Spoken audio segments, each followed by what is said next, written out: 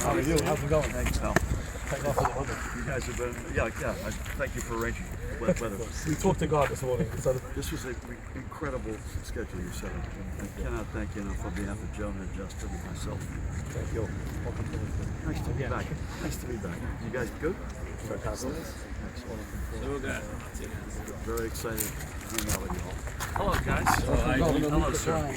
Honored. How are you?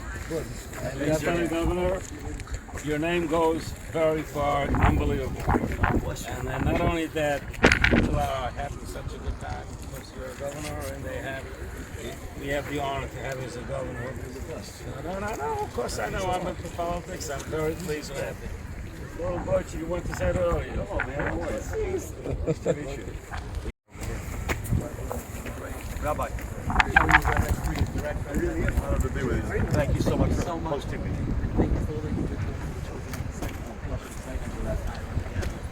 Rabbi, how are you, sir? Thank you for having me, guys. Moshe Klein, Member of the Board of How you doing?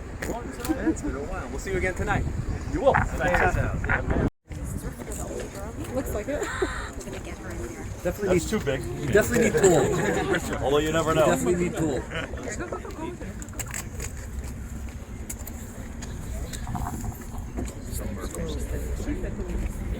That's also too big.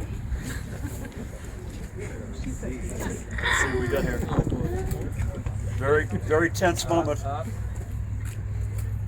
Also too big. Little community organization right across the street from the hospital. Got see? And this is what's known as the Bikur Cholim House. We have people that stay here all the time. People that are here from in-town, out-of-town. They need to be close to sitting in the hospital, especially over the Sabbath. There's no travel.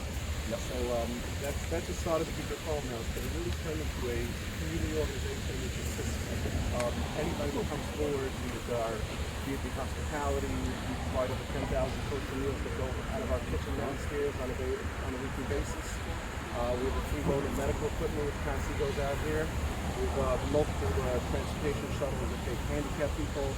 And then our 24/7 advocacy, where we work very closely with Monmouth Medical Center across the street, with all the Robert Johnson hospitals, or the Hackensack Meridian Hospital, Jersey Shore Hospital, where we have advocates that are able to do report patients around the clock and assist them.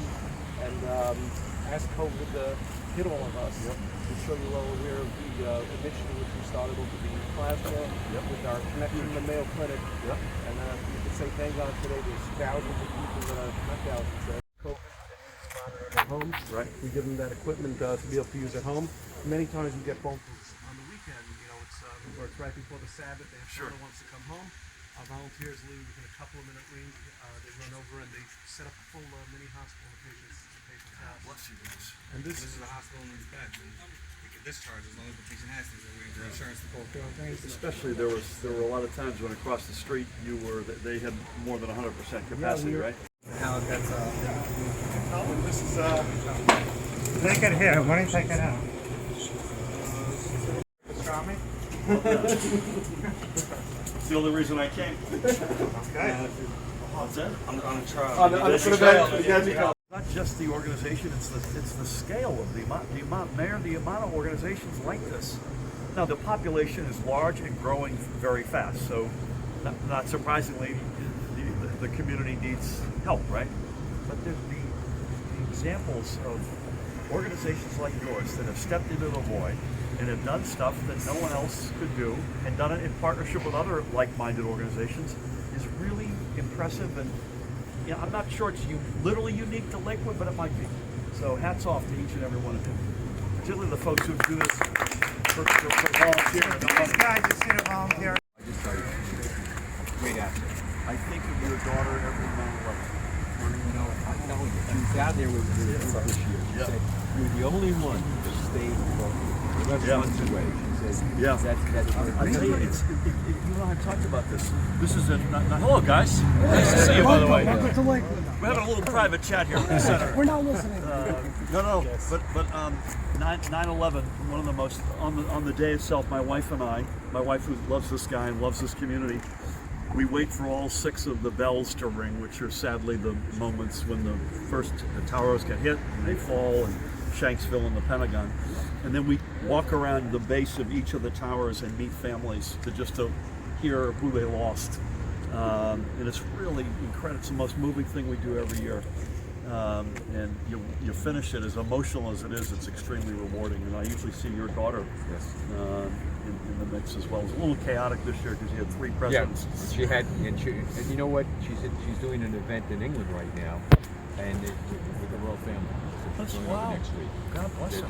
My daughter, as many of you may or may not know, was in a terrorist bombing in Israel where 15 people died. She was hurt, and when she was working there, and she's involved in 9/11, and the governor was there when she was there, and he said, not only she introduced himself and he remembered I talked about it, but he was the only one that stayed to talk to the family. Everybody else ran away, and he came there, and she said it was amazing that he took time to say that and do that. Appreciate that. Give her a hug for me. It is unmatched. So They're the best of the best. Yep. Governor, honestly. So I joined Hatzolah about 30 years ago, still in the EMT. They let me stay on even though I take as many calls as I was supposed to for my quota because I help out a little. They look the other way. They look the other way from me, yep. Right now we've grown. When I joined, I think I was one of maybe 17 or 18 people, and we were doing maybe 5 calls a week.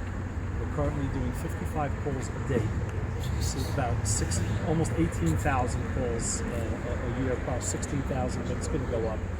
We cover 130, am I right? 120 square miles. Yes. If you think about Tums River, Jackson, where the community is moving out to. Howell, Brick, we discussed it before.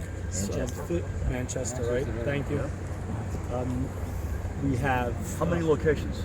So we have 20 different vehicles spread throughout. Okay. Some are in buildings, some are not. We're building some buildings, working together with donors, mostly private funds, but we try to work.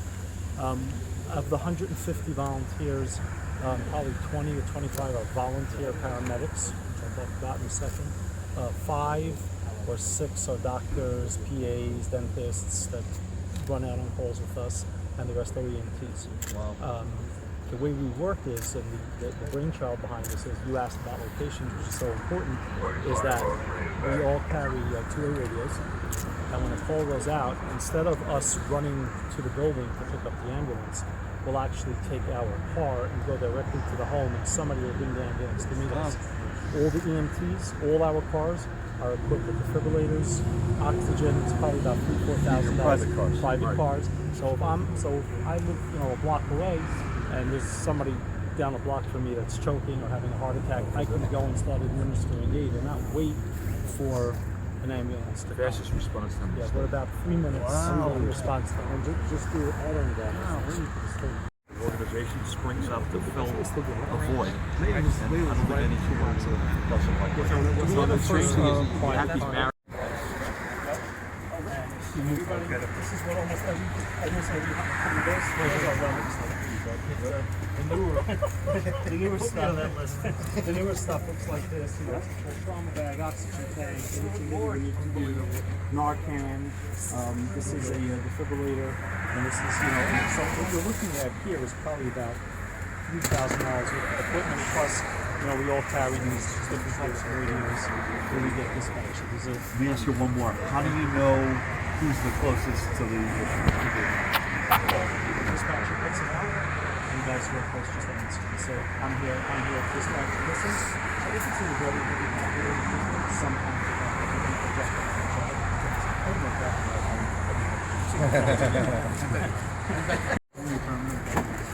and this is and this farm system, we're only a paramedic because in here there are narcotics. Which are locked away. That's right.